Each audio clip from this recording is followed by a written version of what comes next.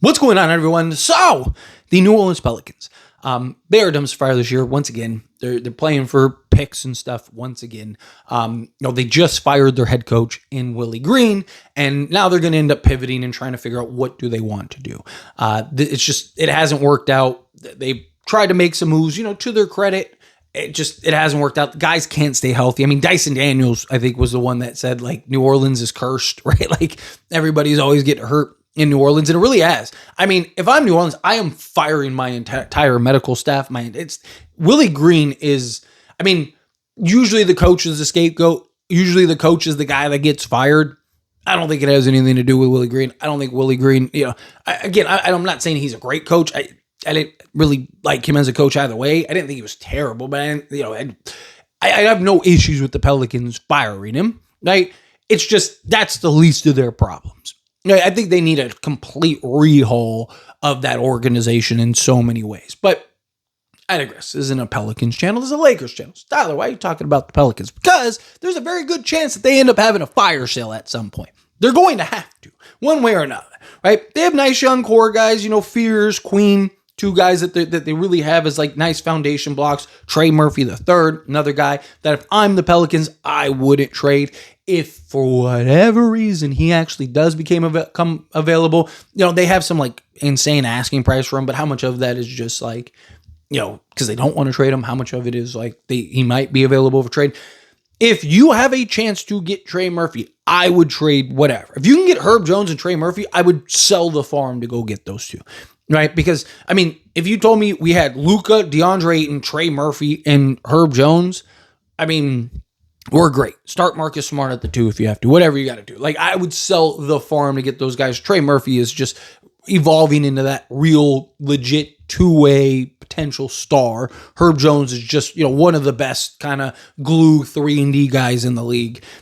I just think he'd be one of the best teams in all of basketball at that point. But realistically speaking, I don't think that they're going to have Trey Murphy be available. So I imagine Derek Queen, Fears, Murphy are kind of the three foundation pieces that they kind of build around with. Jose Alvarado is supposed to be available on the trade market regardless.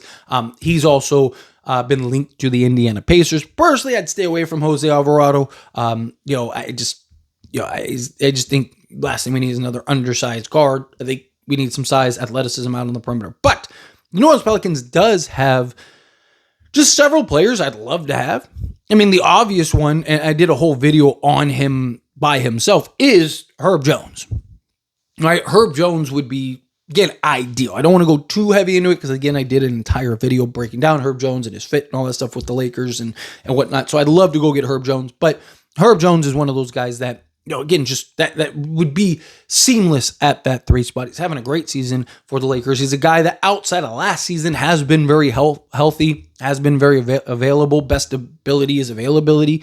Guy that can knock down the open 3. He also wouldn't have to do as much on the Lakers as he does on the Pelicans. He has to do everything on the Pelicans right now because they don't really have true playmaking and all that stuff. Him just slotted alongside Luka, LeBron, and Austin Reeves would be ridiculous. He's 27. He's locked up till I think it's 2030 or whatever. So you'd have him for, the next 4 or 5 years counting this year. And he's on a reasonable contract. The most he'll make is the player option at the end of that contract, which is only $24 million. So he is great value, great pickup, just can do everything for you and just be that seamless guy slotted in as your starting 3 alongside Luka, Austin Reeves, DeAndre Ayton, and then hopefully a dude there or somebody like that evolves into that. Now you can have those two out on the wing to put you in a great spot. But beyond that, stay away from DeJounte Murray at this point. At one point, I really wanted DeJounte Murray because we didn't have anybody. Now you got Luka, so now DeJounte Murray just makes no sense.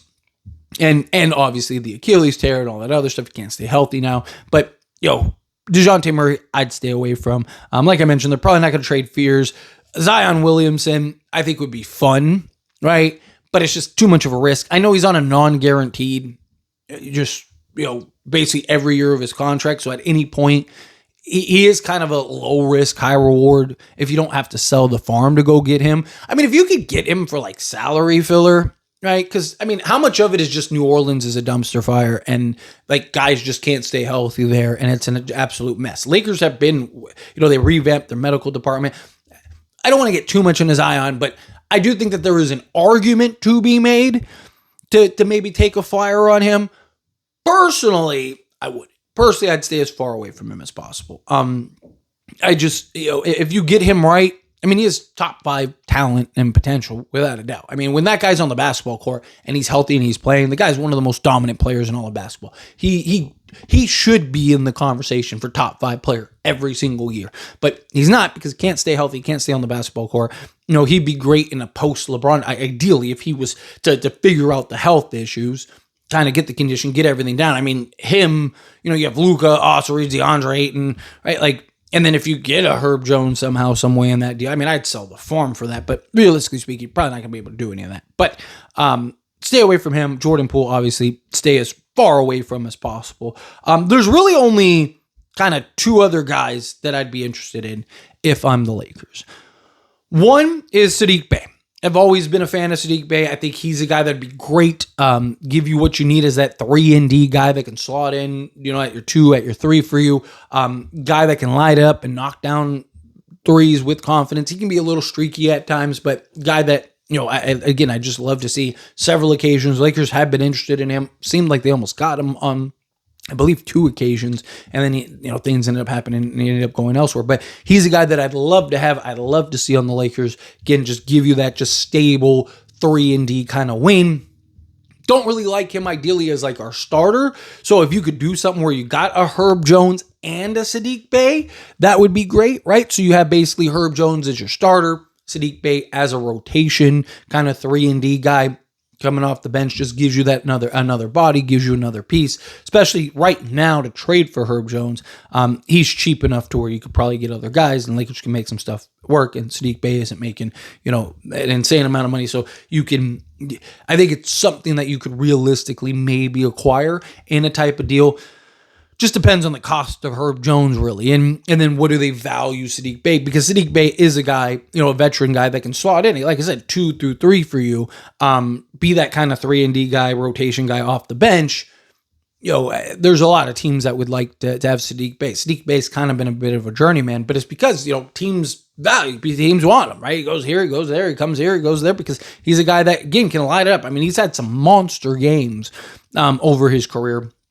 And just has been a guy that could be, really beneficial to a team like the Lakers. Imagine him slotted alongside Luka, LeBron, and Austin Reeves. I mean, that'd be just ridiculous, right? Like those 3 guys being able to create for him, and he'd just be able to just kind of catch, shoot, knock down the 3 ball with consistency, and then just be that kind of pit bull, add that toughness, be that defensive piece, just really get after it. You can even go like at times Luka, Saddiq Bey, Herb Jones, LeBron and DeAndre Ayton, or Austin Reeves, Saddiq Bey, Herb Jones, LeBron James and DeAndre Ayton, kind of mix and match with guys there. But then lastly, the guy that I'd like to see is Avis Missy. He's a guy that I think Missy is a guy that they clearly value Queen, which look, maybe they want to keep both. They played both last night the other night against the Lakers. Missy's a guy that, look, we talked about him in the offseason. We talked about him around the trade deadline. Lakers even attempted and made an offer for Missy just to try to get him to see if, maybe you could work it out to, sell him. Now that they got Queen, would they be more willing to potentially trade him? I mean, he would be great in that backup role, better defensive player than Jackson Hayes, a guy that can give you a lot of the same things as Jackson Hayes. But my opinion is he's just the more stable player, in my opinion. He's also 21 years old, so he's a guy that you could have for now and the future, even in a post DeAndre Ayton era, right? Like, so, in 7 years when you're moving off of, DeAndre Ayton or whatever, assuming that this continues to work, Missy's a guy that can step in, play that role for you, and he'd only be like 28 at that time, so you'd still have him for another 6 years or whatever. In the meantime, he could play in a backup role, maybe try to see how the double big lineup works. Missy has shown the ability to kind of stretch the floor a little bit in the past. I'm talking about a guy that's 7 foot. He's that high flyer. He's that guy that, is that kind of lob threat big man that you want, the pick and roll big guy, guy that can also give you some DeAndre Ayton insurance, right? So if, DeAndre Ayton ends up this offseason walking away, or he gets a bigger contract elsewhere or something, or, for whatever reason, things just start to not work out and things just start to kind of fall apart with him.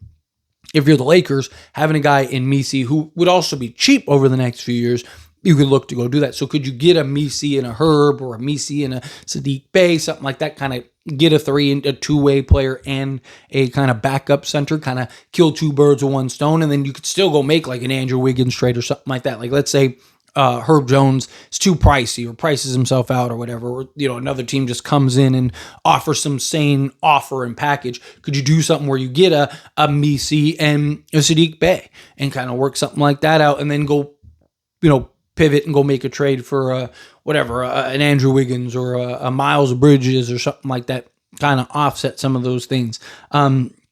He's a guy, like, you look at his rookie season, he was 9-8 with 1.5 assists, half a steal, and 1.5 blocks. And he did that in about 27 minutes of action. This season, he's dropped all the way down to 18.3. Again, they really like Queen. Queen's also been really good. Like, I don't want to make it seem like, Queen's just some bum that they that they just play. No, Queen has been the real deal for them.